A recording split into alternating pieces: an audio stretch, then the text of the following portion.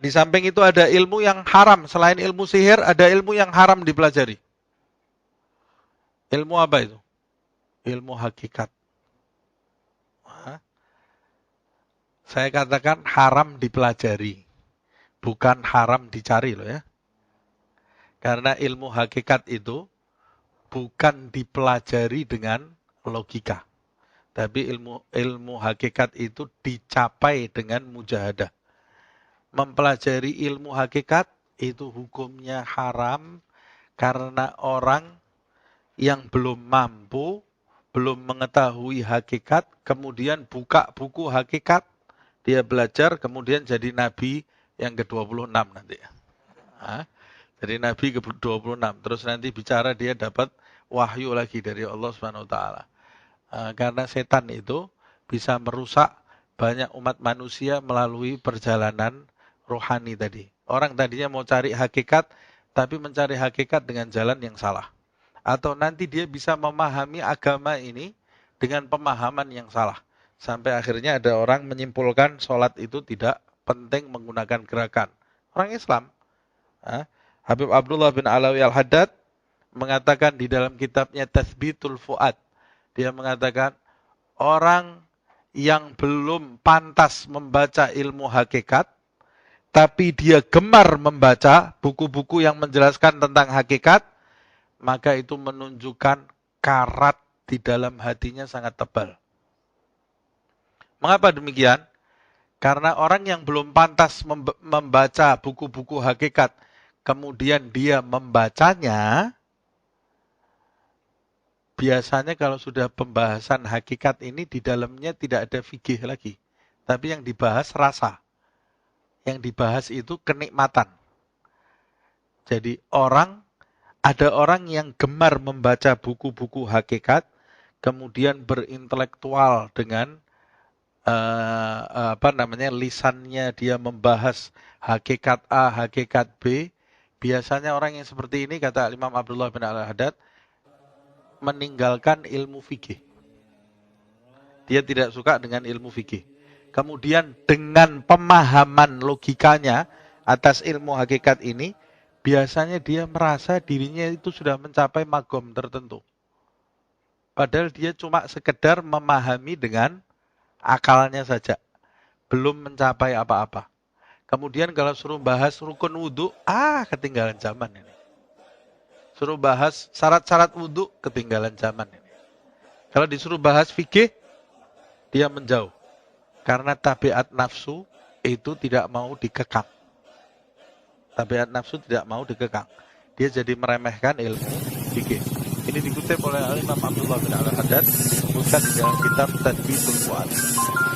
Nah, ilmu hakikat yang di sini membahas tentang makna-makna yang pelik, makna-makna yang rumit, yang tidak semua orang bisa memahaminya atau bisa memahaminya dengan salah. Jadi ilmu hakikat itu ilmu buah.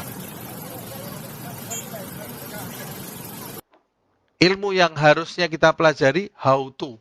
Ilmu bagaimana caranya mencapai hakikat.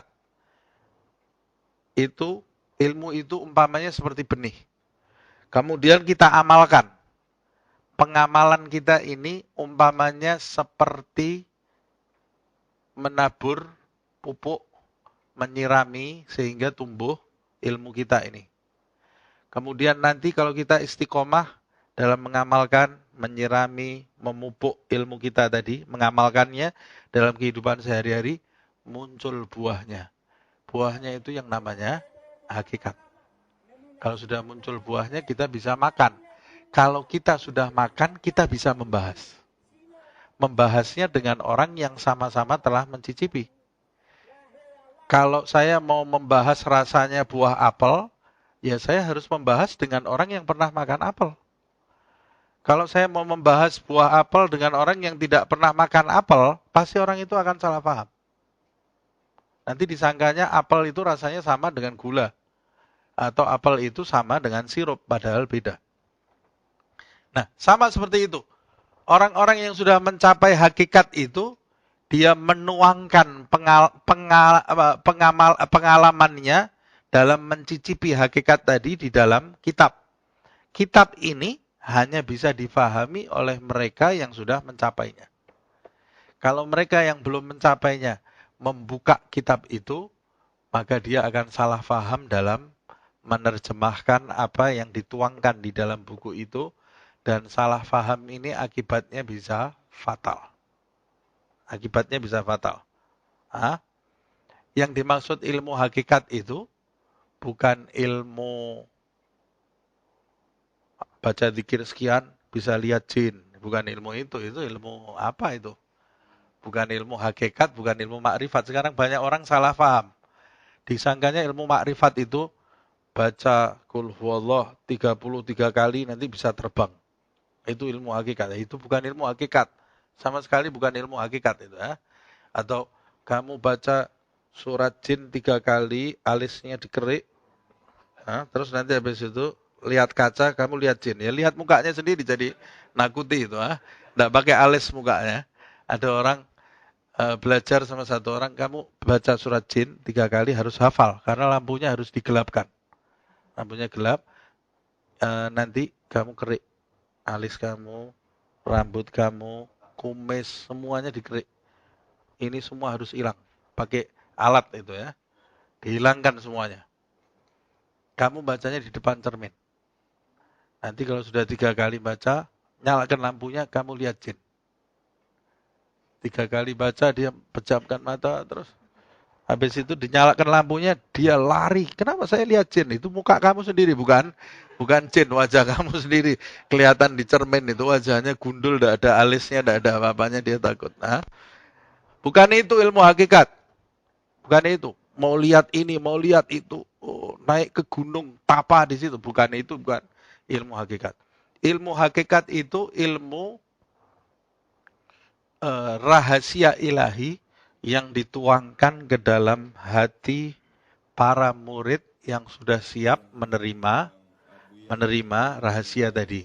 Sehingga dia mencicipi rasa di dalam beribadah, mencicipi rasa di dalam kedekatan bersama Allah Subhanahu wa taala. Itu ilmu hakikat. Di dalam perjalanannya kadang-kadang seseorang salik, seorang murid di dalam perjalanan mencapai hakikat itu kadang-kadang oleh Allah diberi kelebihan-kelebihan. Bisa lihat sesuatu yang tidak dilihat oleh orang biasa. Tapi bukan itu yang dicari. Itu cuma kelebihan-kelebihan yang dialami selama perjalanan. Justru kelebihan seperti itu kadang-kadang bisa menjadi penghalang bagi seorang salik untuk mencapai puncak. Untuk mencapai puncak. Jadi mereka menepis ilmu-ilmu yang seperti itu. Tidak digubris. Nah, orang zaman sekarang malah justru asyik cari hal-hal yang tidak ada manfaatnya. Baca zikir terus. Biar apa? Saya mau tahu hatinya orang. Mau apa tahu hatinya orang? Hati kamu sendiri aja belum bisa meluruskan, mau tahu hatinya orang. Enggak, jadi kalau dia mau macam-macam, jadi saya tahu macam-macam. Kamu macam-macam sama orang. Luruskan dulu niat kamu, luruskan keinginan kamu, supaya tidak melukai orang. Kamu sendiri banyak melukai orang, takut dilukai orang. Kalau kamu melukai orang, pasti kamu dilukai oleh orang. Prasangka baik, harus berprasangka baik. Sebagian